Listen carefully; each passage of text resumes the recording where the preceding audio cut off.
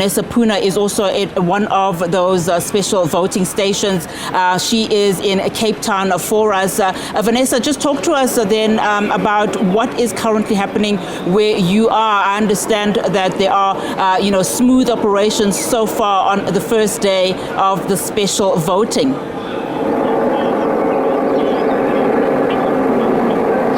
Yes, good afternoon to you. The voting stations we visited have reported smooth operations. I mean, just behind me, we are at the Sea Point High School voting station. I don't know whether you can see, it's all quiet at the moment. A few voters having trickled in while we were standing here.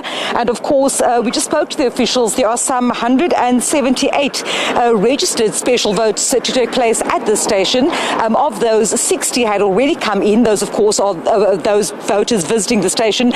And then we also understand that 14 special, or rather home visits, will be taking place from this voting station behind me. Of course, you'll know that there are some 136,000 special votes that will be cast across the Western Cape over the course of today as well as tomorrow.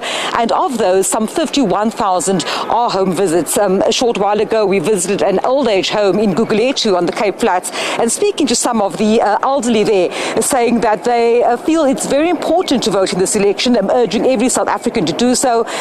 Some raised issues around the SASO pension grant. Others were saying that it's each person's responsibility to participate in the democracy, and of course by doing so is coming out and casting either a special ballot, alternatively then making their way to the various polls and voting stations come Wednesday.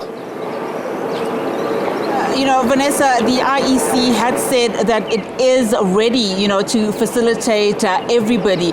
What is the mood like there? I mean, you say that, the area that you're in is quite empty. I mean, I also voted today because, of course, we will be working on Wednesday. And I must say it took all of 5 minutes.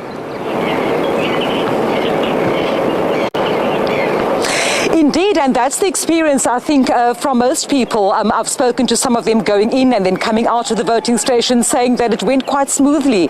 And even the issue around the 3 ballot papers, of course, the first time that we have a 3rd ballot paper, most of the voters we've spoken to have indicated that they are quite aware, they are happy, they are content with the manner in which the IEC officials have assisted them. And I mean, we do know that in the Western Cape, for example, there are some 3,317,000 registered voters, with just over 1,570, I think it's 72 voting stations across the province. And of course, in the run-up leading to this election, we've spoken to the IEC on numerous occasions, and they said that all was set for the big day, May 29th, and of course the special votes taking place today as well as tomorrow.